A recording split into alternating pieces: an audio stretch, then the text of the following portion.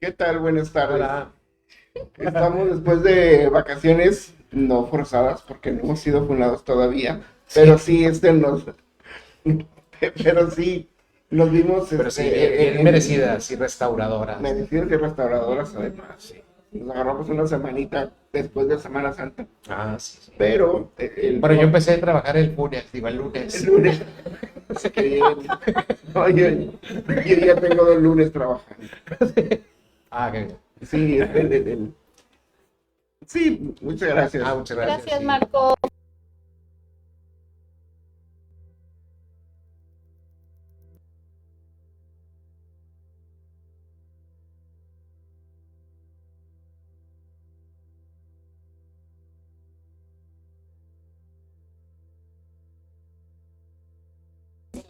Que igual nos atienden bien, pero aquí es algo especial. Y un saludo a Cúmene TVS, ¿no? Nuestro canal, ¿no? Claro que Gracias. sí, A López Tula, nuestro queridísimo productor. productor ejecutivo. A Martín, que está allá atrás, echándote un croissant Uno de estos, Chocolate, pero cerradito.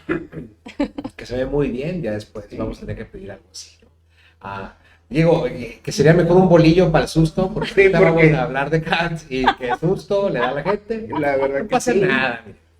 Mira. Me encantó ahí el cotorreo. Miedo. Sí, ese Miedo. libro. Vamos a recomendar esos libros. Mira, yo tengo este, Ajá. bien viejito. Bien viejito. Yo no. Yo no. Yo tengo no. estas notas. Yo tengo mis notas, muy importante, ¿no? ¿Qué estuvimos haciendo ahí?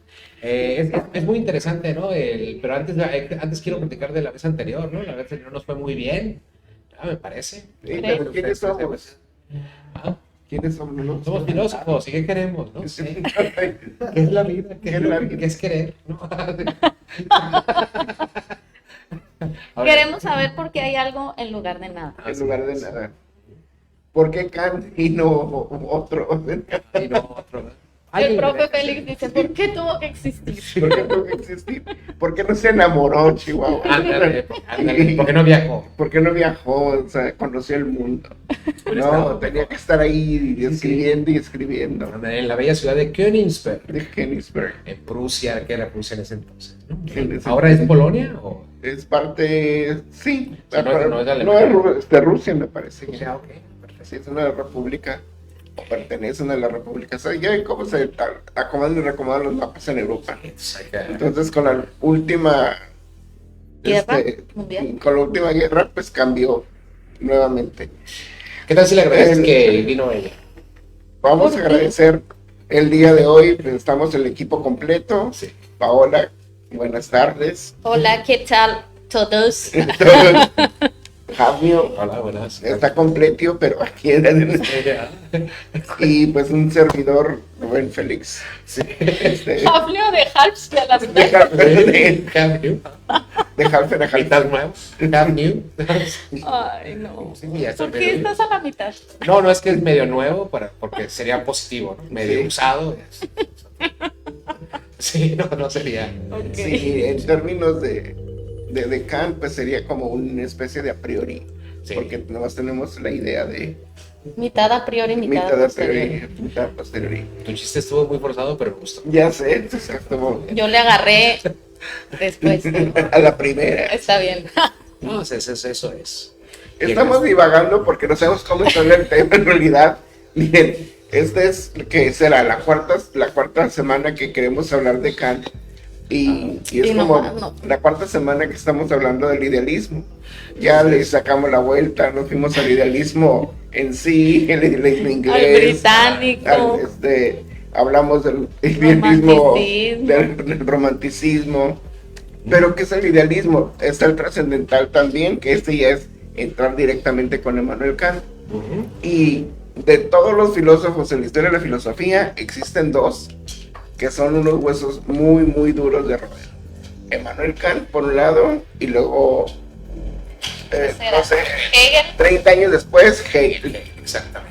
Y de ahí... Heidegger también está. Heidegger también está, pero me lo ningunean mucho, pobrecito, entonces hasta lo...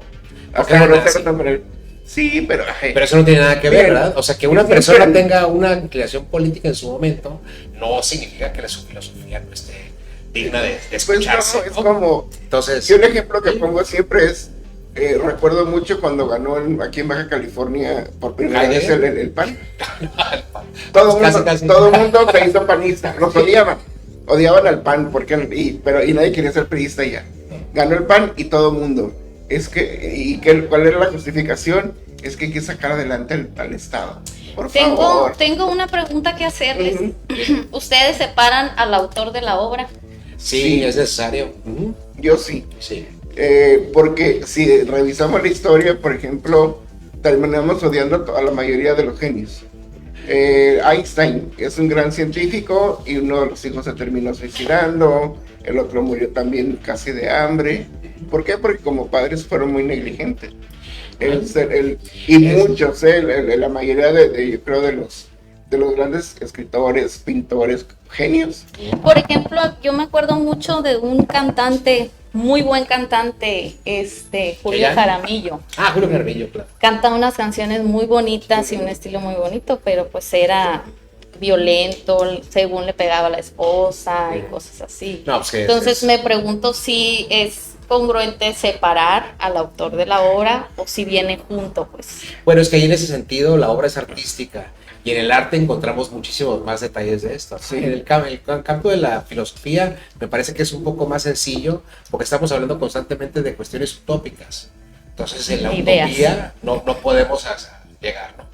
De hecho, cuando estaba leyendo yo a Cassirer es uno de los filósofos muy influyentes del siglo XX y él hace un comentario muy interesante respecto a Kant y entonces él maneja precisamente que no hay otra persona que sea kantiano más que Kant.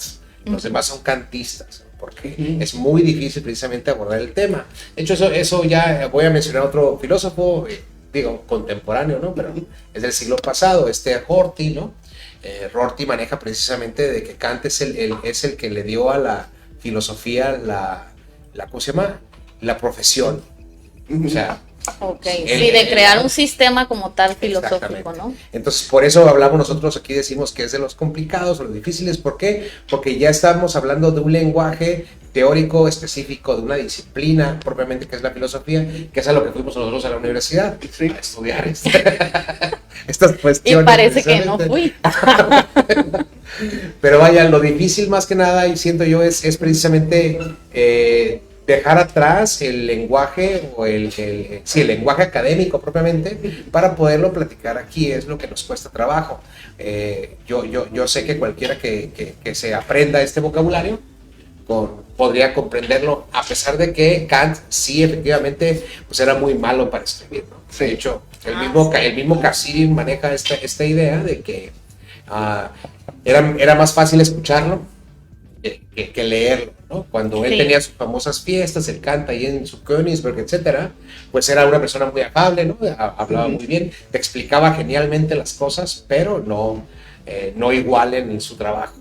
Y si tenemos oportunidad de tocar algo ahí que va a ser muy interesante, ¿no? Es el último libro que se le conoce a Kant, que es uno de los libros que más me gusta a mí, que es Sapere Aude, Atrévete a pensar, A ver, o a saber, a conocer, ¿verdad? no sé. Y en él escribe precisamente la cuestión de cómo, si él supiera lo que él a sus 82 años en ese entonces, ¿no? Sabía, pues que sus libros hubieran sido muchísimo más sencillos. Pues hubiera podido resumir mejor, aclarar ciertas cosas, ¿no? Porque al final de cuentas estamos viendo de que él empieza a criticar el juicio. Y ese es el punto. Todo lo que hemos hablado desde ahorita, desde el idealismo, es precisamente la pregunta que todos nos hacemos en la vida, que es, ¿qué es el conocimiento? Cuando yo agarro y me pongo a pensar qué es lo que sé o cuál es el conocimiento en sí, yo no estoy preguntando cuál es el conocimiento de Martín o de ustedes o el conocimiento en general, ¿no? Me estoy preguntando yo qué tanto es. Es una crítica, una crisis a mi propio entendimiento, ¿no? ¿Cómo funciono? Porque parece ser que tengo así como que una fijación de tener la razón. Pero pues vaya, hay muchas ventajas de tener la razón. Y no me refiero en cuanto a las pláticas, sino en mi vida cotidiana. En mi vida cotidiana, si sé que sirve mucho echarle pasta de dientes al cepillo para limpiármelos en vez de no, ¿verdad?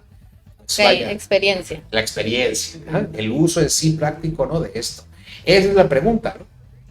En vez de estar preguntándome, ¿tengo razón en hablar ahorita o tengo razón en mi letra está correcta, ¿no? Es buen conocimiento, estoy teniendo buena ortografía, etcétera? Es en general, ¿qué es el conocimiento? Y eso Sí. es lo que, eso es el, perdón, disculpa, nada más, eso es lo que esta gente se está preguntando propiamente. Y Kant pues maneja precisamente esta pregunta con mucha, con mucha gracia, bueno, Sí. con mucha dedicación, ¿no? Más bien, Ajá. sí. Y para entenderlo más o menos, ¿no? En ese sentido, lo que nos pasa de repente como filósofos es de que Kant antes de filósofo era físico. Entonces, como tal, él toma muchas cosas, que ahorita les voy a mencionar una de las cosas importantes que toma, precisamente de la física newtoniana. Es esta mecanización. Cuando hablábamos nosotros de Descartes, por ejemplo, pues hablábamos de un mecanismo, ¿no? Y ese mecanismo que me decía, pues que este mundo ya está echado a andar y va funcionando, ¿no? Entonces, Y hay que descubrir esas leyes de cómo Exacto. funciona. ajá, y que podemos descubrirlas, ¿no? Ujú. Y que además La podemos capacidad descubrir- que tiene el ser humano sobre, Ajá. digamos, no sé, la capacidad de conocer a Dios. Ajá, ándale. Y a la naturaleza, ¿no? A través de la naturaleza o a través de las ondas. Esto de a través de la naturaleza es interesante porque eso se llama la cuestión teleológica, ¿no? La cuestión de la finalidad. Exacto. ¿Y qué nos dice la finalidad? No sé, yo les quería comenzar a platicar sobre, pues el tema en general es el idealismo alemán, ¿no? Sí, claro. Comienza con Kant, se inaugura, digamos, que como ya mencionaste, pues es un filósofo muy difícil de comprender, es un filósofo, yo lo veo como muy seco en sus explicaciones, o sea, literato no es, pues, y eso es su particularidad, digamos, ¿no? Lo difícil que es su forma de escribir y su forma de separar conceptos. Y además porque cuando lo lees, algo que sí tiene bueno es que cuando lo lees puedes ir separando, digamos, yo tenía una maestra en la universidad que gracias a ella entendí cómo separar ideas de los textos y lo hacía así en cuadros conceptuales. Entonces, él cuando va platicando en su texto, empieza a separar las ideas que no se notan porque es, o sea, prosa, digamos, pero separando ideas en conceptos y en cuadros conceptuales ya se va aclarando más, digamos, la intención de Kant. Pero en general yo escribí que este señor Kant es un filósofo que trata de entender, digamos, lo que Hume, o sea, trata de ir más allá de Hume y trata de entender lo que Hume no explicó, ¿no? Porque Claro. igual seguimos con la línea, como ya mencionaste, Hafnio, del conocimiento.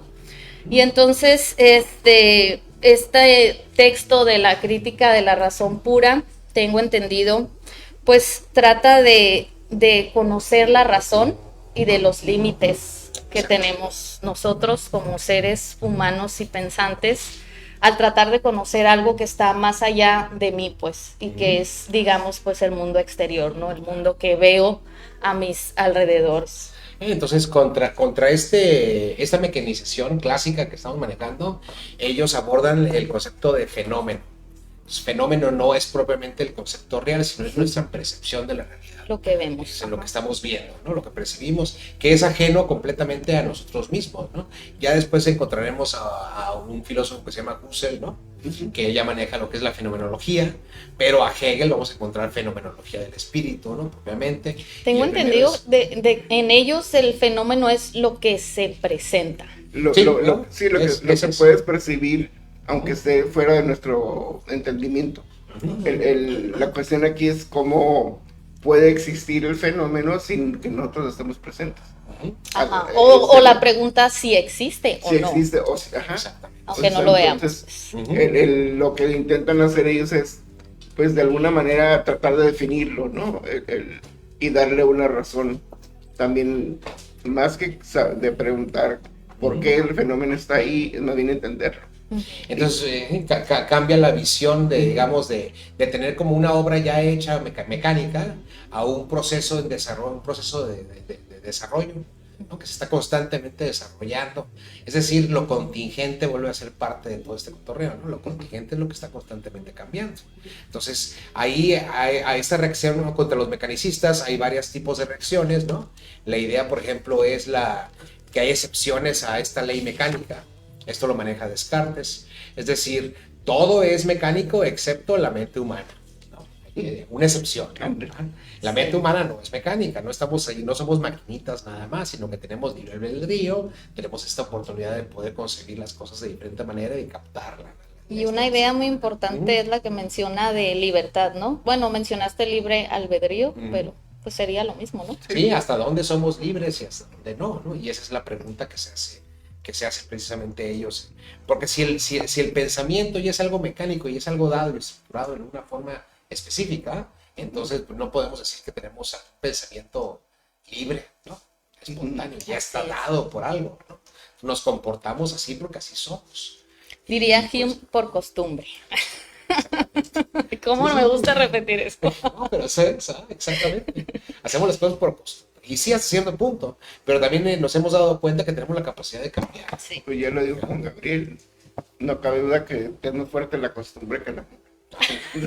Pues muy bien, él está diciendo en su... Hay que ver qué tan filósofo sale a veces. Por eso, porque siendo el amor algo universal, entonces hablamos de que la contingencia es más fuerte pues, que lo ideal, ¿no? O el idealismo. Qué suave, ¿no? Fíjate que como Chilisky, fíjate que suave. Es divertísimo, ¿no? El rechazo a esta idea que estoy manejando, ¿no?, a la mecánica, pues es lo que habíamos visto la vez anterior con Leibniz, ¿no? La cuestión teleológica. Eran contrarios, ¿cierto? Cierta forma, es que Kant es un idealista bien raro, pues, porque está No, de acuerdo. no, digo Newton y pues más bien eran Leibniz. contrincantes, porque los dos desarrollaron el cálculo. Sí. Bueno, digamos, llegaron al mismo resultado, pero por Ajá. ideas contrarias, ¿no? Pues no contrarias, sino métodos distintos. Ah, ok, ajá. De hecho, por ejemplo, a todo mundo le da el valor a Newton como el inventor del cálculo y el desarrollo del cálculo, pero nosotros cuando hacemos cálculo, hoy en día cálculo integral, diferencial, etcétera, utilizamos la notación de Leibniz, porque la notación de Newton es un poco más engorrosa. Sí. Entonces, a pesar de que hablamos así de que sí, en Newton, cuando se escriben las fórmulas son en notación de Leibniz, ¿no? Esta d de x sobre dt, ¿no? Newton hacía una d mayúscula y le ponía un subíndice x, tenía otra manera de escribir y se vuelve notación más científica. Ajá, científica, que es precisamente esto lo que tenemos que tomar, ¿no? Para poder abordar a Kant, me gustaría que tomáramos esto en cuenta, el genio de Newton. Nosotros no nos damos cuenta de cuál es el genio de Newton, porque ya está, digamos, nacimos con la costumbre de saber que así fue, ¿no? Sí. Pero en ese momento les pido que cierren los ojos. Que nos imaginemos lo siguiente, ¿no? Vamos a tomar una pelota, ¿no? La lanzamos. ¿Qué tan lejos puedes lanzar una pelota tú? Ay, no tengo ni la menor idea. ¿Kilómetros dices? Sí, kilómetros. ¿Qué tantos kilómetros lo puedes lanzar? 3. 3 kilómetros. Digamos. Okay, vamos a decir que tú la vienes 3 kilómetros. ¿Tú? Igual. ¿Otros 3? Mira. Tiras como niña. Por eso nunca jugué béisbol. Yo la verdad es como más 30 metros a lo más, o sea, no puedo. Ya ves, 3 tú tiras más kilómetros como niña que yo. Yo tiro como filósofo chapa. Esta es la pelota. Vamos a suponer que en vez de 3 o 10 lo aventamos unos 50 kilómetros, ¿no? Pues recordemos, ¿no? Que la Tierra es redonda. Entonces, mientras más lejos la lance, con la curvatura de la Tierra, pues va a caer. Va a caer, ajá. Exactamente. Va a llegar un momento que se le lanza tan fuerte que va a dar una vuelta completa. Que es lo que da nacimiento a los cohetes espaciales, ¿no? Lo deja tú, y el movimiento también de los planetas, las estrellas, etc. Entonces relaciona las dos, la caída libre de un cuerpo aquí en la Tierra con el movimiento planetario, y resulta que es lo mismo. Entonces esto es De hecho, en béisbol, el mejor lanzamiento es cuando la evitan y que es curveada. Okay. Porque de esa manera El del bat está viendo que viene la pelota contra él, hacia él, pero como viene dando vueltas, no alcanza a percibir que viene dando vueltas. Okay. Entonces tira con el bat, pero como esta viene también en un cierto ángulo, al momento de abanicar, no le pega. Claro. El cálculo obviamente mental es más difícil para poder pegarle, ¿no? Pero incluso ese movimiento raro, por la mecánica clásica se puede describir. Sí, y cuando le pegas, sale, digamos que viene a 30 kilómetros por hora. Cuando le pegas, en automático se dobla la velocidad. Y es cuando, si le pegas bien, es cuando se va de jonrón. Pues. Sí, bueno, sí, le estás aumentando la ley de colisiones. Entonces la idea ahí es de que todo esto o este desarrollo mecánico que se ve, ¿no?, en la mecánica clásica se basa precisamente en un marco de referencia, y este marco de referencia está basado en espacio y tiempo, y es donde entra nuestro Kant. Sí, él los toma mucho. ¿Qué los toma? ¿Qué son el espacio y tiempo para Kant? Son necesarios para la existencia. Nuestras intuiciones. Creo que sí. Fundamentales, ¿no? Eso es lo que está basado en nuestro conocimiento propiamente. El espacio y tiempo son las condiciones necesarias para un entendimiento. Es decir, para él nosotros, ¿no?, tenemos en realidad la capacidad de percibir las cosas, sí, podemos experimentarlo, sí, pero dentro de los límites de nuestra razón o nuestro conocimiento. Claro. Y estos límites del conocimiento se basan precisamente en el concepto de espacio y tiempo, que ahí es donde de repente yo me puedo pelear con él, ¿no? Pero esa ya es otra discusión. A partir de eso también te das cuenta de que gravitacionalmente hablando, tenemos que los cuerpos más pesados tienden a atraer a los otros, ¿no? Antes de esto, lo que la gente decía era de que, pues vaya, están las cosas, estoy yo, y las cosas giran alrededor de mí, las cosas se me presentan, ¿no? Y ahora yo no soy, las cosas no se me están presentando a mí, sino que yo soy el que pone mi atención en ellas. Es decir, un cambio de el sujeto al objeto como referente. Yo soy precisamente el que crea con mi forma de pensar esta estructura o este concepto intelectual, ¿no?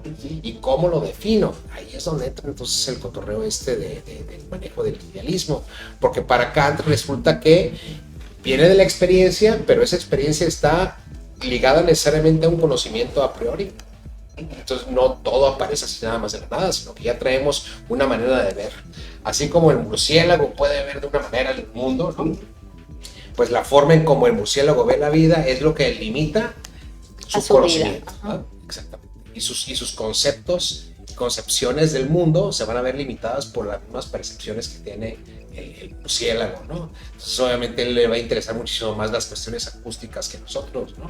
Ese fue el cambio que hizo Kant, ¿no? Entonces la aportación, porque no se llamaba propiamente racionalista o idealista, sino que toma estas dos ideas en cuenta, las analiza primero en el sentido a priori, que es antes de la experiencia, y luego el posteriori. Creo que la primera división del texto es solamente el conocimiento a priori, ¿no? Claro. ¿Cómo puedo saber algo en este sentido, a priorísticamente, digamos? Y en el segundo, que creo que hablas de la crítica de la razón pura. Sí. Okay. Ese es creo que es el desarrollo más largo que se hace en el libro, y ya le dedica más poquitas páginas al conocimiento a posteriori. Pero sí es esta la aportación que hace Kant, ¿no? En el sentido de que no está ni en una parte ni en la otra el conocimiento, sino que se ocupan los dos esfuerzos, digamos, de la mente humana. Y otra cosa que hace Kant también es muy especialmente, es como tener un método de conocer nuestro conocimiento, pues, porque así como mencionaste de Newton, el sentido mecanicista, pues, digamos también que para Kant entonces la conciencia tiene un funcionamiento, y entonces se dedica también a entender ese funcionamiento separando conceptos y trabajos de cada parte de la mente, ¿no? Así es. Hasta aquí me tengo 3 nombres en los que él divide, ¿no? Esta conciencia, digamos, que bueno, nada más antes de ajá. que los menciones los nombres, me gustaría mencionar precisamente eso, ¿no? O sea, a la hora de que ya encuentro yo que de la conciencia tiene una estructura predeterminada, o determino que ya, ¿no? Ya la pregunta ahora es, ¿esta predeterminación de las estructuras mentales corresponde a las estructuras de la realidad? ¿No? ¿Son iguales o son diversas, ¿no? Y pues su respuesta es, sí son iguales. Sí, y dependientes una de la otra, ¿no? Ajá, exactamente. Pero sí, las divisiones que quería mencionar, No, yo ya eso, encontré, bueno, sí. ajá, son, digamos, las tres partes de su teoría, ¿no? La estética trascendental, la lógica trascendental y la dialéctica trascendental, ¿no? Que es como hace esta división del texto, digamos, para conocer el conocimiento. Claro. Cosa muy difícil y rigurosa, chavos. ¿Y por qué se llama trascendental, Félix? Tú que sabes todo. Porque, Si no se lo inventa. No es cierto, profe. porque va más allá del conocimiento. La verdad, no sé.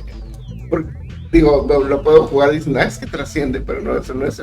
En filosofía los conceptos no son lo que, Lo que parece. lo que aparecen, pues, ¿no? Sí, tiene otro enfoque. Siempre son lo otras forma de entenderlo. No es el jugar y decir el ser es y el ser no es, está fácil. ¿No? El ser es lo que más bien es lo contrario, pues, lo que no se dice. Claro. Yo siento que por eso nos quedamos nosotros a veces cortos, ¿no? En entenderlo o pensando que lo estamos entendiendo. Estaba leyendo que siempre que uno lee, aquí le decían, estaba leyendo, decían, recomiéndame un libro de filosofía. Le decía, no, fácil, léete a Kant. Dice, pero que no dicen que es difícil, por eso. O sea, si le entiendes, ya le hiciste. Ya. O sea, obviamente no cualquier libro, ni los diálogos. Eso sería un comentario de alguien que no ha leído a Kant. ¿No? Sí. No, lo hace, no, de hecho es un maestro el que lo hacía siempre, porque con eso lo que trataba de decir es que para entrar a la filosofía no es el entrar con un título o una recomendación, pues, sino es más bien, quieres estudiar filosofía, hay que entrar por la historia, que es las cosas más sencillas. Creo que lo dices, el doctor es el que hace, hablemos de filosofía. Porque siempre se van, dice, con los más fáciles, o los que creen más fáciles, ¿no? Nietzsche, Heidegger y cosas así, y no es cierto. O sea, en verdad, ninguno se me hace fácil. No, es que no. No, pero hay que manejar el código. Pues. Y los conceptos que utiliza. Cuando uno ya entra a la escuela o ya estudiaste la carrera, ahí te das cuenta que ninguno es fácil, por muy sencillo que parezca. Sí. Hasta los del siglo XX, pues no. Claro, hay muchos repetidores, eso sí, pero y todos tienen igual su valor, ¿no? Su forma de ser. ¿Qué es lo trascendental en Emmanuel Kant? Yo creo que sigue vigente, más que el idealismo trascendental, y nomás me estoy yendo por la tangente, ¿no? Porque en realidad no le entré de lleno, pues.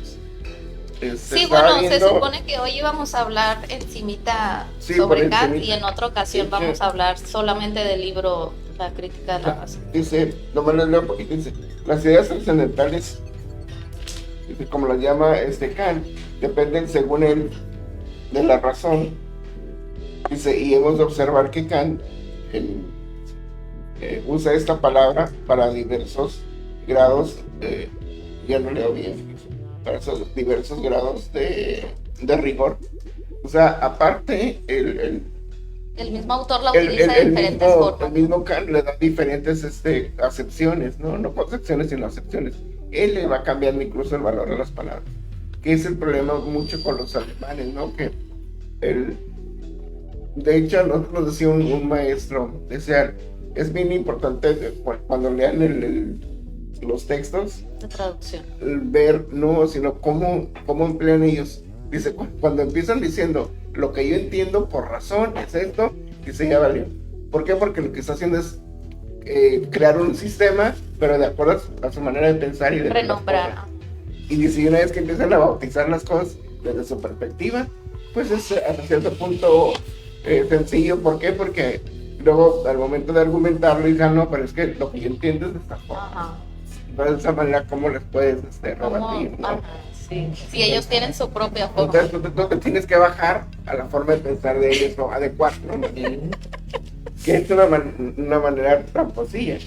Dice, cuando llama la primera crítica, es de la razón pura, dice, la palabra razón, en cuanto a recoger el contenido total de la obra, dice, incluye también la sensibilidad, el entendimiento y la razón en el sentido estricto, que ahora vamos a aclarar.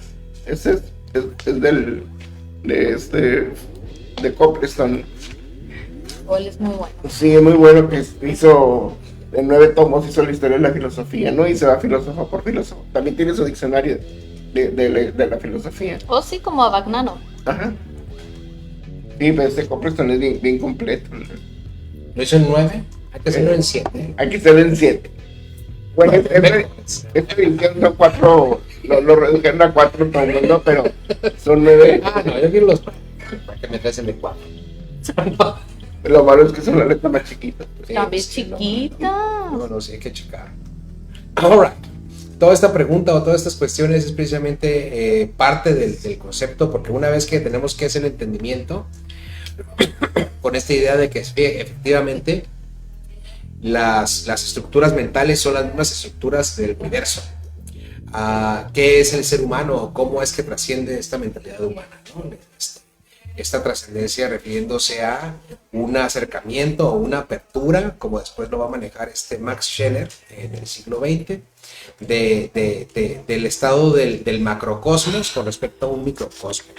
Nosotros como somos ya lo he definido como, digamos, qué es el hombre, ¿no? Que es un ser específico que no se mueve, que ya está determinado. Volvemos a esto que está diciendo yo, ¿no? Estamos hablando de un proceso de desarrollo. Y este proceso de desarrollo, o sea, esta contingencia del ser humano, también se da en la cuestión vital. O sea, nuestro universo no está estático, sino que está en constante movimiento y se está desarrollando constantemente. Claro. Ya es un cosmos general, ¿no? O sea, hablamos ya de lo que nosotros decíamos la otra vez, que era un monismo, que todo es uno, ¿no? Esa es la idea del monismo, ¿no? Y luego ya nos veremos con la teoría del absoluto, como lo vamos a ver después con Hegel, ¿no? Y bueno, algunos ahí que se manejan como panteístas, que ya hemos trabajado, ¿no? Pero básicamente ese es el concepto. ¿Y qué me toca a mí? ¿Cómo es que me tengo que comportar yo precisamente ante este universo, ¿no? que me gana, ¿no? Pues siendo un microcosmos, imagen, ¿no? de este macrocosmos. Entonces tengo que seguir las mismas estructuras de conciencia. Pero Kant le llama a estas estructuras de conciencia pues categorías del entendimiento.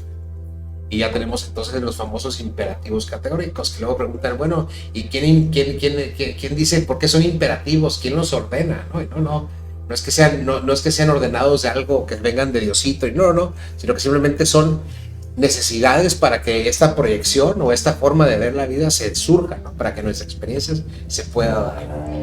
Que eso ya es en un sentido moral, ¿no? Los imperativos. Pues que sí, moral en cuanto a nuestro comportamiento y también el de intelectual, en el que el desarrollo lleva implícitamente lo moral ahí, ¿no? En el caso de este hombre, ¿no? Veámoslo de esta manera, supongamos que tenemos una televisión y la televisión pues está proyectando lo que se envía, ¿no? Pero ya existe un conocimiento, ya existen unas pautas a priori en la televisión. Para que la televisión funcione pues tiene que tener ciertos componentes electrónicos, una fuente de electricidad, ¿no? Pantallas, bulbos en toda época. Bulbos, ¿no? Le ponemos una velita en la parte de atrás. Sí.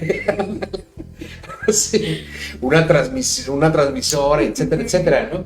La transmisora, a final de cuentas, no es más que una forma enorme, ¿no? De cómo llegar, porque la televisión puede recibir, pero no puede enviar, ¿no? No es lo mismo, ¿no? Entonces, es una forma de verlo como si fuera una semejanza, una imagen y semejanza de lo que es el radio, o sea, un microcosmos, del macrocosmo que nosotros le estamos llamando televisión, ¿no? O canal de televisión, ¿no? TVS. todo el proceso que desarrolla. Ahí me tocó estar sentado viéndose la pared todavía. Ándale. Con eso amarrado.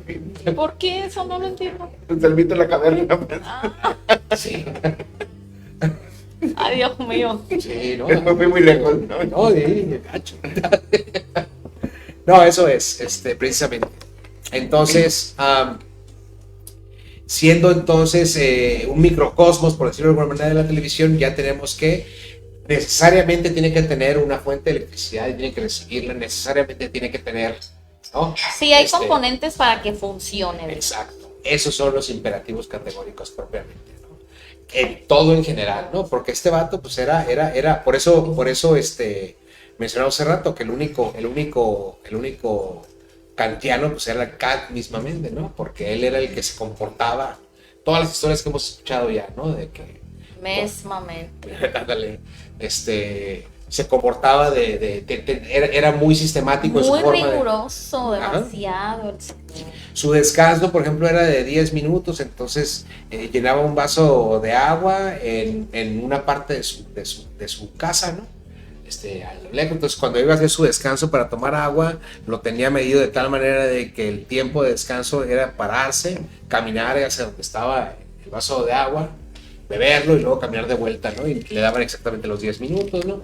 El juego clásico de que la gente, cuando pasaba Kat, la gente ajustaba su reloj, ¿no?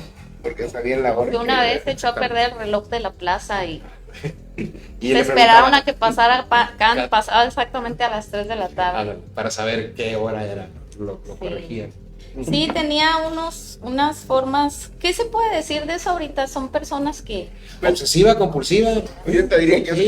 que era autista, que era esto, que Sí, tenían porque los horarios. según seguramente. tengo sus horarios, mira, se levantaba poquito antes de las 5 de la mañana Ok. y de las 5 a las 6 se sentaba a fumar su pipa y a tomar el té para pensar en el trabajo del día. De 6 a 7 preparaba su clase, daba clases de 8 a 10 de la mañana y cuando se acababa su clase el resto de la tarde se dedicaba a escribir hasta mediodía y de ahí se paseaba durante 1 hora y después dedicaba su tarde a la lectura y se dormía hasta las 10 de la noche Ok. y al día siguiente igual. Toda la nada. Fíjate, qué manera de ser, ¿no? Pero es precisamente con esta intención y este viaje, ¿no? De que si soy un microcosmos, ¿no? Representado en el universo, y veo que el universo tiene una estructura, un orden, ¿no? Riguroso, ¿no? Él decía que precisamente que buscaras hacer que te comportaras de tal manera que todos tus movimientos fueran una representación del universo. Universal. ¿No? Universal.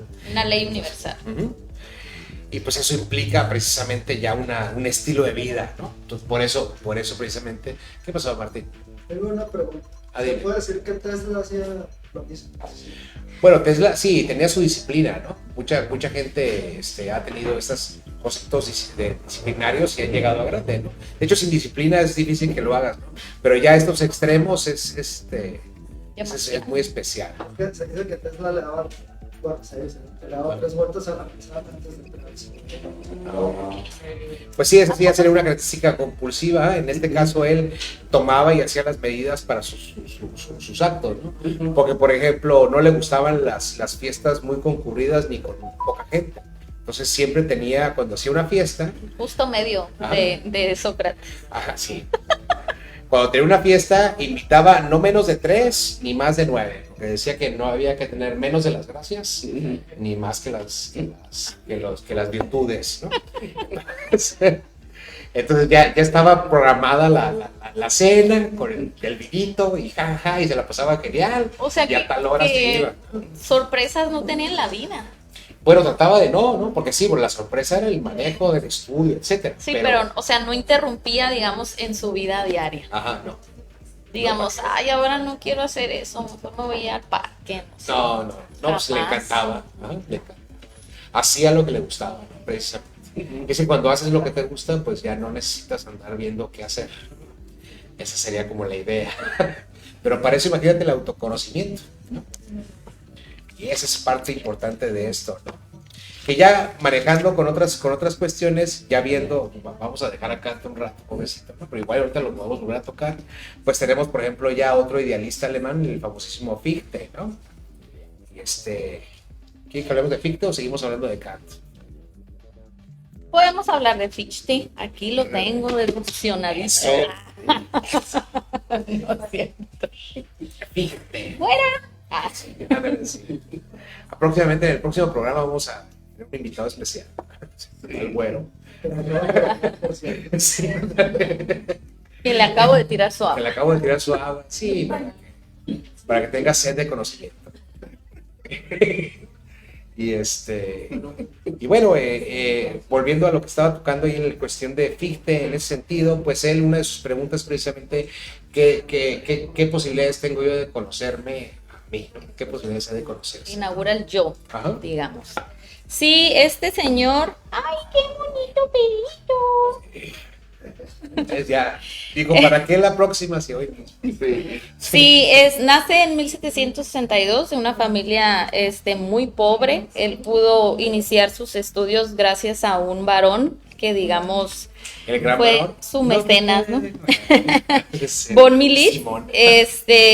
decidió ayudar a Fichte porque lo escuchó dando ¿cómo se llama lo que decían los padres? Discurso, Un discurso, sermón. un sermón, y se dio cuenta, ¿no?, que era muy inteligente y decidió ayudarlo pagándole los estudios, ¿no? Se dice que Fichte descubrió a Kant porque un alumno le pidió que se lo explicara, Ok. y Fichte no lo conocía tanto, pues entonces se vio obligado a leer su obra, y se dice, ¿no?, que fue toda una revelación conocer la filosofía de Kant. Ajá. Le había dado una nueva perspectiva de lo que él entendía por la filosofía, Ujú. hasta el punto que dice, ¿no?, que se sentía uno de los hombres más felices del mundo. Como si ya se aventaba así el corazón todo. Sí, él escribe en 1791 el ensayo de una crítica de toda revelación, siguiendo a las obras de Kant. Y a Kant le gustó el texto, decidió apoyarlo, le ayudó para su impresión, y muchos por eso creyeron que era obra de Kant, ¿no? Pero cuando, digamos, aclaró que era de este señor Fichte, pues se hizo muy famoso, ¿no? Y ¿Kant o Fichte? no, Fichte.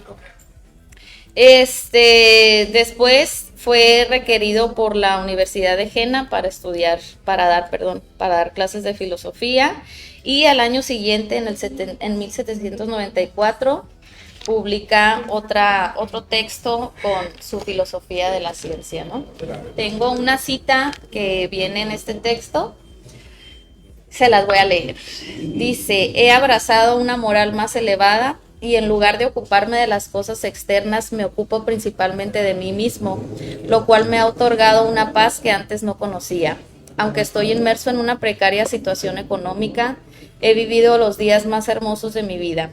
Ahora estoy absolutamente convencido de que nuestra voluntad es libre y de que el fin de nuestra vida no es ser felices, sino merecer la felicidad. Qué bonito, ¿no? Dice Fichte que, bueno, al parecer Fichte escribe que Kant demuestra tesis que Fichte creía indemostrables, como su tesis de la libertad absoluta del deber. Y dice Fichte, ¿no?, y voy a citar de nuevo: cuánta fortuna para una época en que la moral se veía destruida en sus fundamentos y el concepto de deber desaparecía de todos los vocabularios. Digamos entonces que este escrito de Kant da un poder, digamos, de base para volver a pensar en la moral, la libertad, el deber, que al parecer ya estaba como decayendo, ¿no?, todas estas ideas o conceptos del deber de un humano para con los demás o con la sociedad, ¿no? Es que al momento en que dices que niegas la capacidad de percepción de la realidad, entonces ya no hay sustento para una moralidad, pues, Digamos. obviamente. Ajá. Pero es lo que maneja precisamente. No, resulta que sí. O sea, si bien lo que nosotros percibimos es fenómeno, lo que llegamos a conocer se da, sea fenómeno o no. Ah. Que si las cosas son o no son, pues eso está por más sentado, ¿no? aunque no lo podamos conocer, ¿no? Que yo no pueda percibir en realidad la realidad de la mesa en sí, no significa que no haya una mesa aquí como fenómeno, ¿no? Sí.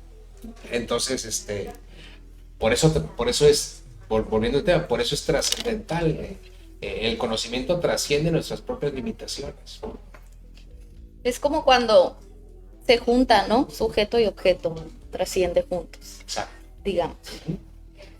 Bueno, en esa relación está dando el conocimiento, bien definido, pues, pero resulta que este conocimiento sí te da la capacidad de abordar, pues, aquello que como Fichte maneja, no soy yo. Estoy consciente de que yo existo, pero hay algo allá afuera, esto, que no soy yo. Claro. Entonces, eso no lo puedo negar, no puedo negar que hay algo que sea un no yo. Entonces, el hecho... Sí, ahí refuta a Berkeley, ¿no? Que Exactamente. decía que solo existe lo que mi mente piensa. Que cae un solipsismo de nuevo, ¿no? Queda sobre el solipsismo, sobre la idea de que solamente tú existes. Sí, Solamente claro. nada más hay una solamente y los demás son Y eso invenciones. cae de forma también relacionable con el escepticismo, ¿no? Exactamente. Que es lo que hablábamos también en la otra ocasión. Y es lo que Kant viene a devolver a toda esta tiempo y filosofía, ¿no? El que suceda eso o se piense eso no quiere decir que eso sea lo único que pasa, pues Claro. hay otras formas de entender, otros caminos, otras formas de pensar que dan una base a lo mejor no sólida, pero sí conceptual para entender nuestro entendimiento, digamos. O sea, volvemos. O sea, efectivamente, tuvimos, como la mente de Newton, tuvimos la capacidad de, a través del uso de la razón y de nuestras estructuras de pensamiento, llegar a entender el movimiento gravitatorio y todo, ¿no? Todo lo que tenemos hoy en día, ¿no? Conocemos como física. Que digo, es el cómo, ¿no? Pero vaya, tenemos la capacidad de poderlo incluso utilizar a nuestro favor, como ahorita, ¿no? Con la luz, etc. Sí se puede, ¿no? Pero vaya, no caemos en que esto sea una mera ilusión, que todos nos pusimos de acuerdo, ¿no? Siempre me acuerdo, por ejemplo, la onda de... Me gustaban mucho las caricaturas cuando corrían el Correcaminos y el Coyote, ¿no? Y de repente el Correcaminos estaba volando en medio del aire. Ajá. Y el Coyote también, y así como que, ¿por qué no nos caemos, no? Y el Correcaminos se aventaba la onda de que es que yo no me sé la ley de la gravedad. Ah, Y ay, como no me la sé, entonces ya No caigo. puedo flotar porque no me la sé. ¿verdad? Entonces, ¿verdad? Que sería Eso, esta idea, ¿no? Esta reducción o sea, vaya, ¿qué te dice que en realidad esto está pasando? Que no nada más es una imaginación. No, pues ahí está, lo puedo vivir o percibir. Y como el otro tiene conciencia, entonces cae. Sí, se muevo mucho las manos. Perdón, es parte del show. Y entonces esto es, si sé que yo soy, ¿no? Como Fichte maneja, si yo sé que hay algo que soy, que hay algo que no es, pues cómo es capaz primero de conocerme a mí mismo y luego de conocer a lo demás. Pues ahí tenemos un problemón, ¿no? Porque ese problemón básicamente, ¿cómo voy a conocer algo que de antemano ya no conozco? Que no hay forma de, ¿no? Y digo, bueno, a través de los otros, a través de los actos de los demás, híjole, pero pues vaya, si no me conozco a mí menos, conozco al otro. Entonces, ¿cómo le hago, no? Para poder tener esa reflexión. ¿Es posible? Bueno, pues Fichte lo que dice es que es imposible llegarnos a conocer del todo, pero en cada acto, en cada momento, nos vamos reconociendo nuestras propias limitaciones, ¿no? O sea, tenemos la capacidad de ampliar nuestro conocimiento sobre nosotros mismos, pero no de conocernos al 100%. Y pues Sí. es triste. De hecho, tengan cuidado con la gente que dice que se conocen bien, porque pues son luego los que menos nos conocemos. ¿Cómo es? ¿Todo bien? Sí, ahí es.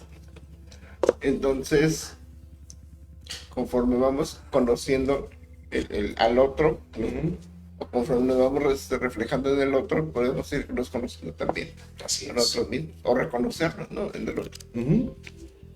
Sí, la voluntad consciente, ¿no? Es lo que sale del ego y que distingue del impulso animal del instinto, ¿no? nos conocemos, este ego absoluto, hablamos de esto, ¿no?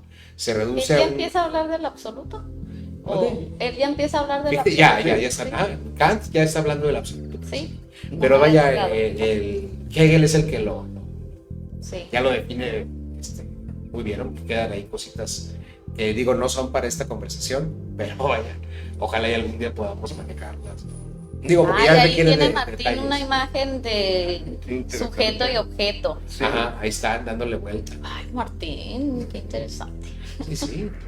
De ahí vemos el que es el famoso, la definición filosófica que me gusta mucho a mí, que es la filosofía es el distanciamiento crítico de la realidad, ¿no? Entonces, distanciamiento porque, bueno, primero, a mí lo explicaron como la pelotita, ¿no? Ajá. Está ahí el objeto, el ente, ¿no? Una esfera, ¿no? Para hacerlo sencillo, estoy yo y tengo un plano de percepción con respecto a una parte de la esfera. Entonces, le doy la vuelta para conocer todos los lados y cuando llego al punto original, ¿no? Como si fuera yo un planeta alrededor del Sol, ¿no? Cuando llego otra vez al punto, vuelvo a ver el anterior, pero le agrego la experiencia de haber dado la vuelta. Entonces, Todos los demás. ya mi visión ya no es la misma. Así que tengo que ampliar un poquito más mi percepción, o sea que me alejo para poderle volver a dar otra vuelta. Y constantemente lo que estoy haciendo es me estoy distanciando críticamente en cuanto a crisis, criterio, ¿no? De estar entendiendo, ¿no? Sí, hasta de la realidad, ¿no? Que nunca voy a tocarle en sí directamente o no puedo ser poseedor, ¿no? Sí, estaba leyendo mis anotaciones y también tengo el dato de, pues igual ya está mencionado, ¿no? Pero algo que hizo diferente Fichte a Kant es que inaugura, creo que ya lo mencioné, ¿no? El concepto de yo, que lo menciona como un yo que se autocrea a sí mismo y que al darse cuenta de esto, como mencionas con la pelotita, crea toda la realidad, digamos, ¿no?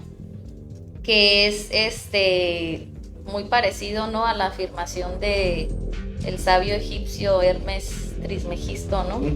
Que decía que el hombre es un segundo Dios porque con su intelecto crea y lo asemeja con Dios porque crea lo natural y lo real, pero el ser humano crea lo artificial y lo racional.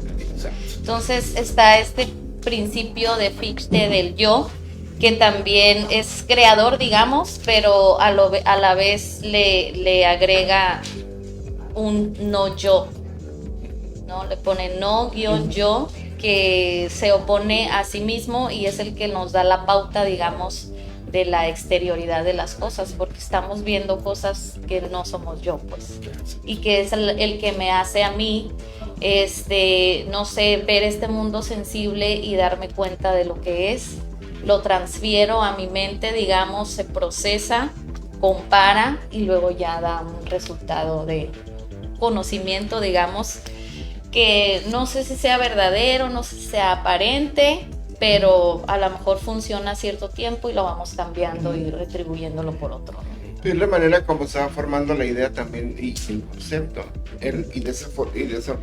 Y es como vas aumentando conocimiento también. Claro. Una vez que ya lo ponemos en práctica. Lo que yo siento es que nunca dejamos de ser empíricos. Será idealista y será todos los demás, pero nunca dejamos de practicar o de llevar el conocimiento a la práctica. Sí. Yo creo que por eso regresamos después con el positivismo y todas estas cuestiones, porque siempre lo queremos ver un poquito más abstracto, pero luego estamos regresando constantemente a lo que es la manera de hacer práctica esta cuestión de conocimiento. Y con nuevos entendimientos, ¿no? Porque tiene mucho que ver también, como mencionas, la cuestión mecánica de ciertas cosas y entonces ahora con, no sé, digamos una visión diferente de la tecnología que estamos teniendo, a lo mejor pueden salir otras nuevas ideas que no teníamos antes, pues porque no nos imaginábamos un mundo como el que lo tenemos ahora, digamos, con robots, con carros que no se manejan, con bombas atómicas, no sé, ¿no? Entonces, sí, y así de simple como un carro, ¿no? En estos tiempos. Era carrozas. Sí, Sí, ¿verdad? Carrozas, esto. Y que de hecho ya genera, ya en el siglo XX ya genera todo el conflicto, el posmodernismo, precisamente volviendo otra vez a la física, cuando Max Planck se da cuenta pues del movimiento cuántico, ¿no? Del efecto cuántico, de cómo el movimiento de las cosas, de las partículas no es discreto. Discreto significa que es continuo, que va moviéndose, nunca cambia. Y nos damos cuenta de que no, la energía no se mueve, digamos, 1, 2, 3, 4, 5, sino que tiene niveles, que es más o menos como lo que podemos ver en la realidad. Nosotros siempre vemos una flor, no vemos 0.5 flores. No existen, okay. Sí, o sea, no existen fracciones de algo, siempre vemos la totalidad de una cosa, sea así. Entonces, esto es un golpe increíble porque la mecánica newtoniana supone que todo movimiento es continuo, o sea, y no, resulta que es discreto. Esto además ya genera un desarrollo en la física, y esta física nos dice ya de que ya más que manejar ideas absolutas, ¿no? Como la mecánica clásica, hay cuestiones que son relativas, pues, o que se manejan ya con probabilidades. Entonces manejamos ya en una física de la certeza, sino una ahorita física probabilística. Que dijiste relativas y probabilidades y eso, pues es algo que también trataba de hacer Kant con las ideas metafísicas, ¿no? Que tanto son posibles, porque no es una ciencia como tal, pues, sí, no sí. se pueden medir, digamos. En ese sentido, para eso también servía ese texto de la razón pura, ¿no? Exacto. Para que en qué tanto es posible el conocimiento metafísico con ideas como el alma, Dios, la libertad, la justicia, la inmortalidad, ¿no? O definir lo que es un concepto metafísico o suposiciones metafísicas con suposiciones epistemológicas. Así es. Entonces, ¿sabes qué crees? Que un sistema con suposiciones epistemológicas no puede soportar o tolerar un concepto metafísico, porque ya las dos están peleadas. Son cuestiones que no se pueden medir con la misma forma, digamos. Exactamente. El empirismo tiene una manera de, y la metafísica tiene otra manera de. Entonces, pues Kant niega la posibilidad de una metafísica. Sí, sí la niega como conocimiento científico, pero también cree que es necesaria, pues. Sí, claro, pero bien definida, ¿no? Ya no anda jugando ahí con X, Y o Z. Pues ya llevamos 1 hora, queriditos. Sí. No, muy bien. Yo creo que ya con sí, eso. ¿verdad, ¿no? Martín? Súper. Pues nos faltó Schelling. Hegel. Joven, ¿quiere manejar a Schelling, Hegel? Yo también tengo aquí apuntado a mi queridísimo Schleiermacher. Schleiermacher. Yo tengo a Hölderlin, lo puedo mencionar Sí. la vez que viene Sí. también. La vez pasada iba a tener. Si dejamos a Hegel, Unos poemas también locos. está muy suave. Y si dejamos, por ejemplo, hablamos de Hölderlin, de Schleiermacher y de Schelling. y luego Y luego tomamos a Kant. O a Hegel. A Hegel Está bien, pues vamos a seguir entonces hablando de idealismo al menos un par de semanas ¿quieres más. sufrir más? Sí, claro, pues les gusta. Sí. Es parte del Siento que cotorreo. Hegel nos va a llevar un ratito. Pues, al menos los siguientes 3 programas van a seguir siendo de idealismo, pero es importante. Dios. Ajá. Por lo mismo, porque ya encontramos entonces que hay una diferencia entre el pensamiento filosófico común o el que todos tenemos, que era cuando estábamos hablando de que uno piensa como filósofo cuando te encuentras ante lo desconocido, ¿no? Sí. Digamos ya el filosofar como una cuestión académica, ¿no? Como una un cuestión, sistema filosófico. un sistema filosófico específico, ya una profesión, una ocupación, ¿no? que es lo que Que a Kant le ocupaba todo el día. Sí. claro, Por eso uno Por puede eso ser escribía odioso así. a veces, ¿no? sí, y nunca viajaba y cosas por el estilo. Así, esa es la otra cuestión que siempre estuvo encerrado en su pueblito. Así es. Yo por eso Sin no salgo. embargo, conocía todo lo que sucedía en Europa porque todos los días leía los periódicos de otros países. Como manejaba varios idiomas. O sea, es lo que estaba sucediendo en Londres, lo que estaba sucediendo en París. Me quedé con la idea de que ibas a mencionar otros trabajos porque empezaste a decir que al principio fue físico, pues, ¿no? Y sí, tenía sus disertaciones primeras Ajá. eran sobre geografía, si no mal me equivoco. Sí, claro, de hecho, sobre ¿no? la El libro cuestión que- de la rotación del sol, sobre La precisión, etcétera. Tengo un libro de física. Sí, sí, los exactamente. primeros sí, Sí. fueron de física. Sí, nada más que no me quise clavar mucho en lo físico, pero podemos ir tocándolo conforme vayan saliendo los puntos, podemos ir tocándolo específicamente para no irnos con Ese que tengo creo que nunca se ha traducido al español. Mira, se cura esta. Ah, ok. Es un librito como de los años 40, yo creo. ¿Me lo vas a prestar? Puedo. Él ya dijo, pero se Puedo. escucharon. Y eso no se hace. Sí. Ustedes, no Y es yo te cierto. presto, no sé, mi No teléfono. te preocupes. Del dicho al hecho. Sí, ándale. ¿Cómo ves? Puedo traerlo, No. lo tocas y luego ya me lo llevo otra vez. Sí. Nomás lo puedes ver y luego ya lo regresas. Bueno, me pasas los datos y yo lo compro. Fíjate. No, ya no se edita. Mi dinero no valdrá tanto como el tuyo. Pues ya nos No, ya no me despedimos funen, no me funen, entonces. por favor. Ay, no me ponen por favor. Nos despedimos entonces. Muchas gracias por acompañarnos. Estuvimos aquí en el Café Claroscuro y aquí nos vamos a ver el próximo miércoles a la misma hora, 5:30 por ahí. Sí. Y pues esperamos que les haya gustado el tema del día de hoy, que no haya sido tan difícil como siento O que para es. nosotros. Como siento que es así por naturaleza. Pero gracias por estar y Por compartir. Muchas gracias. adiós. Muchas gracias, Félix. Muchas Gracias a gracias. ustedes dos. Excelente. Y aquí nos vemos la próxima semana. Opa.